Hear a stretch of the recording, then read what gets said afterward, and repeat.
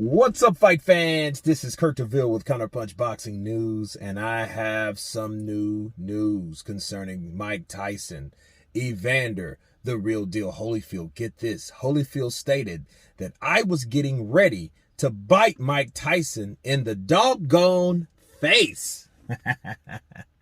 Evander Holyfield opened up on his getting part of his ear bitten off by Mike Tyson and says that he was ready to retaliate. Holyfield revealed that the prophet predicted that Tyson would do something untoward in their rematch encounter in 1997. Tyson was given a second chance at Holyfield despite being outclassed and stopped in the first meeting. The real deal certainly stepped up to the plate. However, he knew that in 1997 encounter wouldn't go to plan in the back of his mind. A prophet told me, he said, that it would happen. Holyfield stated to host Brandon Marshall on the I Am Athlete podcast. He's going to do something to tick you off. You got to keep your mind on the Lord. Holyfield jumped and gave out a yep to the referee Mills Lane, but didn't react as Tyson got thrown out of the pay-per-view battle. Little did everyone know that Holyfield was on the verge of losing his rag completely. He said, in the ghetto, if they do something to you, you do it worse, he explained. People didn't realize I was getting ready to bite him in the doggone face. My grandmother always said they always catch the second person. I beat him twice, and I felt like it was wrong for me to ask him to fight me. I don't know if he's scared, therefore I would never ask a person. But if they called me to fight in 2 days, I would be there to fight in 2 days. I always want to be the best that I can be. Those are the words of Evander, the real deal Holyfield. If you guys don't know, if you're on the rocker, you probably weren't born.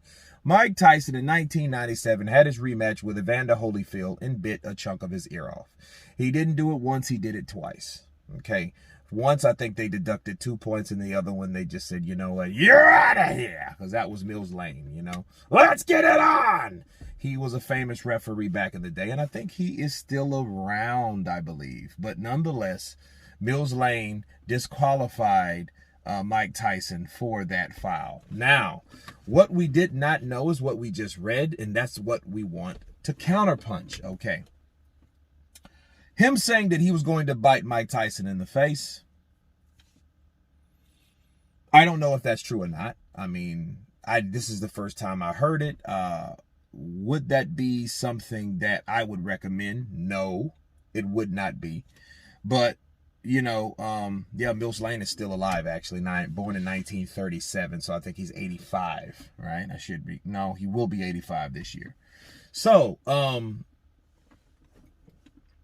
I think, and what people don't know, and let me clear something up about Mike Tyson. Mike Tyson was beaten in their first fight. Yes, he was. He was beaten in their first fight. He was beaten to the better fighter with Evander Holyfield. But what people need to understand about Evander, the real deal, was that Evander was a serious fouler. Okay, he talked about the discrepancies in the fouls that had upon him. But we should not and never forget what Evander Holyfield done to a lot of fighters. And it's just not Mike Tyson. It's Mike Tyson, is Hasim Rahman, it's Lennox Lewis. He was known to headbutt everybody. Okay? And if you talk to Mike Tyson was headbutted in the first. He was headbutted in the first fight. And he was headbutted several times. It wasn't just this one time. No. Evander Holyfield had an art to his filage. Okay? He had an art form to it. He could lean in. He would lean in, bow, and give you pop, pop, pop, pop.